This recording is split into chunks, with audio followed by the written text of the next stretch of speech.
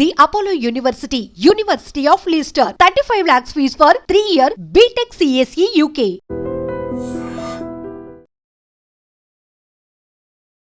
నమస్కారం, welcome to I dream. ధర్మ మార్గం విత్ విజిత కార్యక్రమానికి స్వాగతం.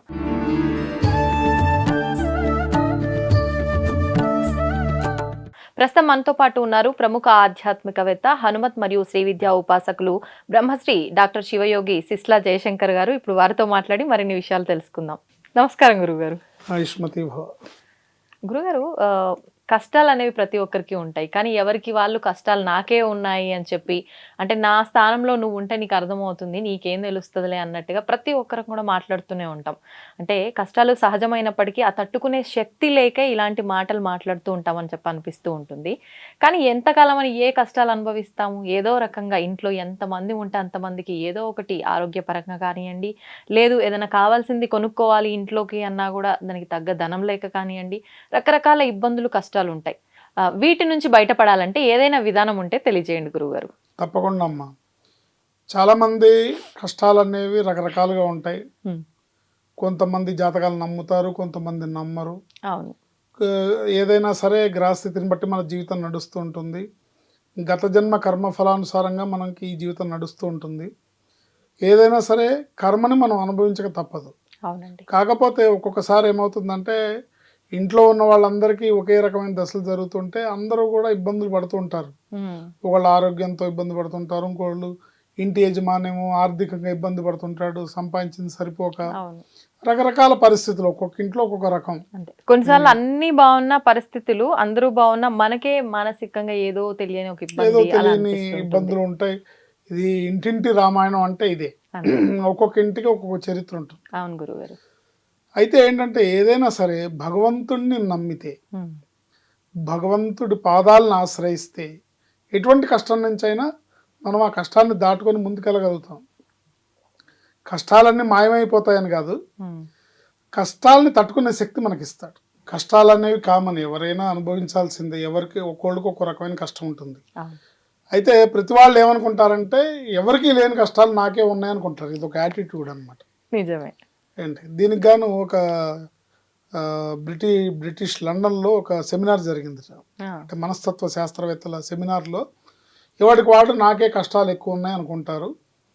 అందుకని మనకున్న కష్టమే బెటరు ఎదుటివాడి కష్టం కన్నా, ఇది తెలుసుకోవాలి ఎవరైనా అనేది ఒక సెమినార్ జరిగి, ఆ సెమినార్లో ఏం చెప్పారంటే, మీకున్న కష్టం ఏదో ఒక పేపర్ మీద రాయండి, ఆ పేపర్ని ఒక డబ్బాలో వేయండి అని. ఒక 3000 మంది సెమినార్. అందరూ చీటీలు తీసుకొచ్చి అందులో వేయాలి వాళ్ళ కష్టాన్ని రాసి. దాన్ని మొత్తం ర్యాండమ్గా కలుపుతారు. కలిపి ఇప్పుడు ఒకళ్ళు ఒక స్లిప్ తీసుకోండి, మీ కష్టం అక్కడ వదిలేయండి, ఆ స్లిప్ వచ్చిన కష్టాన్ని మీరు తీసుకెళ్ళండి అన్నారంట. సో ఒకళ్ళు మళ్ళీ చీటీలు తీశారు. తీసి ఇట్లా చదువుకుంటూ అక్కడ డోర్ దాకా వెళ్ళేసరికి ఒక్కొక్కటి పరిగెత్తుకుంటూ వచ్చి, అమ్మో వద్దు నాకు ఈ కష్టం వద్దు, నా కష్టం నాకు ఇచ్చేయండి అన్నట్టు. అట్లా జనరల్గా ఈ కష్టం అనేది ఏంటంటే, ఫస్ట్ ఆఫ్ ఆల్ ఏంటంటే, మనం మన జీవితంలో మన జీవితం అంటేనే పోరాటం. ఈ పోరాటం చేసి తీరాల్సిందే. కష్టాన్ని ఫేస్ చేయాల్సిందే, దాన్ని ఎదుర్కోవాల్సిందే. కానీ ఎప్పుడు జీవితాంతం కష్టం ఉంటుంది, అదే కష్టం జీవితాంతం ఉంటుందని అనుకోవద్దు. ఎందుకంటే ఈ పరిస్థితి శాశ్వతం కాదు, ఇప్పుడు అనుభవిస్తున్న పరిస్థితి శాశ్వతం కాదు, తప్పకుండా మారుతుంది. దానికి ఉదాహరణ సూర్యచంద్రులు. ఉదయం 6ంటికి వచ్చిన సూర్యుడు సాయంత్రం అస్తమిస్తాడు. మళ్ళీ ఉదయం 6ంటికి మళ్ళీ సూర్యుడు ఉదయిస్తాడు కదా. సో కష్టం కూడా అంతే, సుఖం కూడా అంతే. సుఖాలు శాశ్వతం కాదు, కష్టాలు శాశ్వతం కాదు. ఇది మనిషి జీవితం గుర్తించాలి. గుర్తించి కొద్దిగా ఇంతమంది పెద్దలు మహానుభావులు చెప్తున్నారు కాబట్టి వాళ్ళ సందేశాలు తీసుకొని మనం నాలెడ్జ్ని పెంచుకొని ముందుకెళ్ళాలి. ఇట్లాగే ఏంటంటే, ఈ కష్టం ఎవరి కష్టం వాళ్ళకు ఉంది అనే భావన, నాకే ఎక్కువ కష్టం ఉందనే భావన ముందు మైండ్లోంచి తీసేయాలి. తీసేసి చక్కగా భగవంతుడిని నమ్మాలి. నమ్మిన వాళ్ళకి భగవంతుడు పక్కనే తోడుగా ఉంటాడు. నీకు ఆయన కనపడకపోవచ్చు, కానీ అడుగడుగు నీ తోడుండి నిన్ను కాపాడుతాడు, నిన్ను రక్షిస్తాడు. ఇందుకు చిన్న ఉదాహరణగా ఒక చిన్న మోరల్ స్టోరీ. తిరుమల తిరుపతి దేవస్థానానికి ఒక అతను నడక మార్గంలో ఎక్కుతున్నట్ట. ఎక్కుతూ చీకటి పడింది, బై మిస్టేక్ జారి లోయలో పడ్డాడు. పడితే చెట్టు కొమ్మల మధ్యలోంచి పడుతున్నాడు, టప టప టప టప జారుతున్నాడు. Hmm. ఆఖరికి ఒక కొమ్మ చేతికి దొరికింది, పట్టుకొని వెళ్ళాడుతున్నాడు. Hmm. గోవిందా గోవిందా అని పిలుస్తున్నాడు. ఆయన భక్తుడు కాబట్టి, ఆ భగవంతుడు అక్కడే ఉన్నాడు కాబట్టి దేవుడు వచ్చాడు. వచ్చి ఏం నాయన పిలిచావంటే, నన్ను కాపాడు స్వామి అంటే, ఏం పర్లేదు నన్ను నమ్మి చేతులు వదిలేసి అన్నాడు. Hmm. అమ్మో నేను చచ్చిపోతే అన్నట్టు. Hmm. నీకేమవ్వదు, నువ్వు నన్ను నమ్మి వదిలేసే అన్నట్టు. అంటే అమ్మో నేను చచ్చిపోతే అన్నట్టు. అయితే నీ కర్మ, నేను చాలా బిజీ, నువ్వు పిలిచావని వచ్చాను అని ఆయన వెళ్ళిపోయాడు. మళ్ళీ సుప్రభాతం గంట కొట్టారు, వెంకటేశ్వర స్వామి వెళ్ళిపోయాడు. Hmm. వీడు అలాగే చెట్టుకు వేలాడుతున్నాడు. Hmm. తెల్లారింది, చూస్తే భూమికి అడుగు దూరంలో, అడుగు ఎత్తులో వేలాడుతున్నాడు. సో భగవంతుడిని నమ్మి వదిలేస్తే తెల్లవారులు హ్యాంగింగ్ అయ్యే పరిస్థితి తప్పేది అంతే కదా. కదా. అలాగే అంటే ఇది ఏంటంటే నమ్మాలి, నమ్మకంతో ముందుకెళ్ళాలి. నాకేమవ్వదు, భగవంతుడు ఉన్నాడు, నన్ను కాపాడుతాడు అనే నమ్మకంతో కనుక ఎవరైతే భగవంతుడి పాదాలను ఆశ్రయిస్తారో Hmm. తప్పకుండా మీ భగవంతుడు అంటే విష్ణుమూర్తి భగవంతుడా, శివుడు భగవంతుడా, వెంకటేశ్వర స్వామి భగవంతుడా, ఆంజనేయ స్వామి భగవంతుడా అంటే, సుబ్రహ్మణ్య స్వామి భగవంతుడా, గణపతి భగవంతుడా అంటే, మీ మనసుకి ఏ రూపం నచ్చితే ఆ రూపం. భగవంతుడు ఒక్క రూపంలోనే ఉన్నాడు అక్కడ. మీ మనసుకు నచ్చిన రూపం మీద మీరు లగ్నం చేసి ఆ భగవంతుడికి సంబంధించిన శ్లోకాలు, స్తోత్రాలు మీరు చేస్తూ నమ్మకంగా ఉంటే కనుక ఏ దేవుడైనా Hmm. రాయే భగవంతుడిగా మారి సమాధానం ఇస్తుంది, రక్షిస్తుంది, కాపాడుతుంది. Hmm. ఇందులో ఎటువంటి సందేహం లేదు. నమ్మాలి, నమ్మకం స్ట్రాంగ్గా ఉండాలి. ఓకే. ఎటువంటి కష్టాల నుంచి అయినా బయటపడగలుగుతాం. Hmm. సరే అండి, మాకు నమ్మకం ఉంది, దీనికి ఏదన్నా మా మనసు లగ్నం అవడానికి, ఆ భగవంతుడిని మా కష్టాలు తీర్చమని అడగడానికి మాకు ఏదన్నా ఒక మంచి మంత్రం చెప్పండి అంటే కనుక ఒక అద్భుతమైన మంత్రం ఇది. రాముల వారి శ్లోకం, ఆంజనేయ స్వామి శ్లోకం కలిపి చదువుకోవటం వల్ల తప్పకుండా ఎవరు ఎటువంటి కష్టంలో ఉన్నా సరే, వాట్ ఎవర్ ఇట్, ఈ కష్టం ఏదన్నా అవనివ్వండి, Hmm.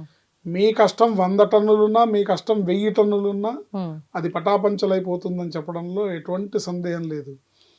ఆపదామపహర్తారం ధాతారం సర్వసంపదాం లోకాభిరామం శ్రీరామం భూయో భూయో నమామ్యాం అనే రాముల వారి శ్లోకాన్ని, అసాధ్య సాధక స్వామిన్ అసాధ్యం తవకిం వద రామదూత కృపా సింధో మత్కార్యం సాధయ ప్రభో అనే ఈ శ్లోకాన్ని కలిపి ప్రతిరోజు మీకు కుదిరినన్ని సార్లు అనుకోవటం వల్ల Hmm.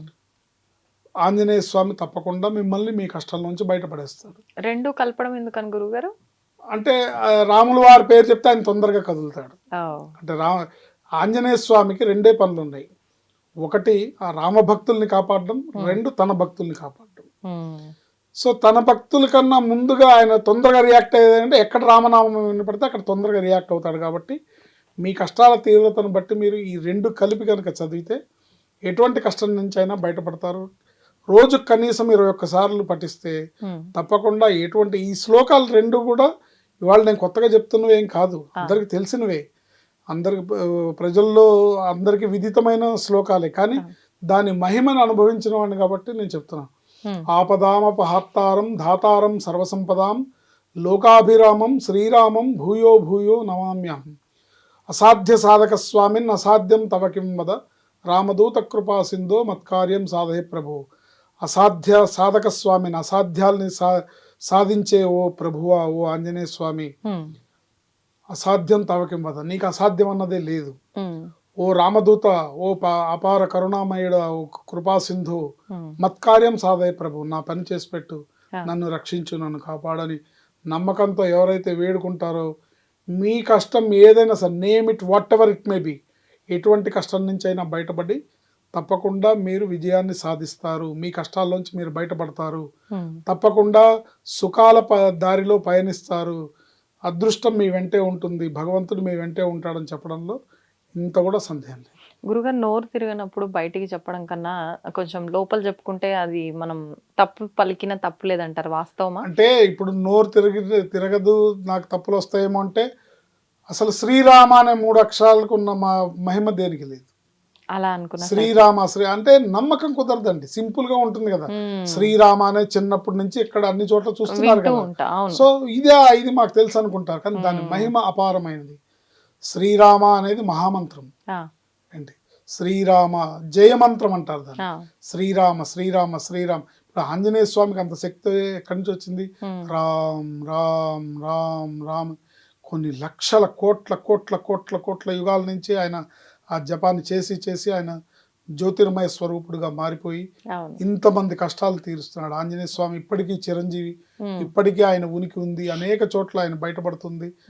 అనేక సార్లు స్వప్న సాక్షాత్కారం పొందిన వాడిని నేను స్వయంగా చెప్తున్నాను. ఆయన ఆ అనుభూతి అనేది తలుచుకుంటే నమ్మాలి, నమ్మిన వాడికి నమ్మితే ఇది. భగవంతుడికి వచ్చి మనల్ని నమ్మించాల్సిన అవసరం ఆయనకి లేదు. అవును అవును. నమ్మిన వాళ్ళకి ఎస్ నువ్వు నమ్మావు, నేను ఉన్నాను, నేను నిన్ను కాపాడతాను. నువ్వు నమ్మకపోయినా నిన్ను కాపాడతాడు. కానీ వచ్చి నేనున్నాను, నన్ను నమ్ము అని చెప్పాల్సిన అవసరం ఆయనకి లేదు. వాస్తవం గురుగారు. మీకు అలా స్వప్నంలో సాక్షాత్కారం అవుతారా? ఓకే. అంటే సాధారణంగా ఒక మూమెంట్ లో మా మిస్సెస్ ప్రెగ్నెంట్ గా ఉన్నప్పుడు మగపిల్లాడి కోసం నేను దీక్షగా తపస్సు చేసినప్పుడు 5వ నెలలో పట్టపగలు 11 గంటలకి ధ్యానంలో ఉండగా ఆయన పిల్లాడిని ప్లేట్లో పెట్టి చూపించాడు. శాంక్షన్ చేశాను, బాధపడకు, ఆ మగపిల్లాడు పుడతాడు అని. అంటే అప్పటికే మాకు 2 ఆడపిల్లలు. జాతకం ప్రకారం ముగ్గురు మూడోసారి కూడా ఆడపిల్ల బలంగా కనిపిస్తుంది. అప్పుడు 3 ఆడపిల్లలు అంటే కొంచెం బాధ అనిపిస్తుంది కదా. 2 ఉన్నారు ఆల్రెడీ ఆడపిల్లల మహాలక్ష్మి స్వరూపాలలాగా. వారసుడు కావాలి అనే కోరిక అది స్వార్థమే అయినప్పటికీ ఆ స్వార్థంలో తప్పు లేదు, ఉండాల్సిన స్వార్థం అది. సో అప్పుడు మేము దీక్షగా చేసినప్పుడు ఆయన స్వప్నంలో 5వ నెలలో ఒక పెద్ద ప్లేట్లో మక్మల్ క్లాత్ లో గులాబీ రేకుల మధ్యలో పిల్లాన్ని పడుకోబెట్టి చూపించాడు. శాంక్షన్, డోంట్ వరీ అని. అప్పుడు ఏంటి మీ ఫీలింగ్? బాబాయ్ పుట్టిన తర్వాత ఇంకా మామూలుగానే మీకు నమ్మకం ఉంది, హనుమత్ ఉపాసకులు కాబట్టి ఎట్లాగ అప్పటి వరకే నమ్మకం ఉంది. ప్రాక్టికల్ గా ప్రూవ్ అయింది. Okay okay. ఇలా అనేక సందర్భాల్లో, అనేక కష్టాల్లో, అనేక విషయాల్లో ఏ సంకల్పాన్ని సంకల్పించి ఆంజనేయ స్వామి పాదాలు పట్టుకున్నా అది తప్పకుండా నెరవేరుతుంది. ధన్యవాదాలు గురువు గారు. నమస్కారం. ఆయుష్మతి భవ. తవ్వుతున్న శివలింగం. సరే దాన్ని అట్లా కప్పేసేయండి, చూపించదండి. Krishna is there. మూర్తి పూజ కాదు, సాక్షాత్ బ్రజేంద్ర నందన భగవాన్ ఉన్నారు మూర్తిలో. ఏమీ ఆశించకుండా ఆరాధించే వాళ్ళు కూడా ఉన్నారా ప్రభుజీ? నిజమైన భక్తి అంటే మనకు తెలియదు కాబట్టి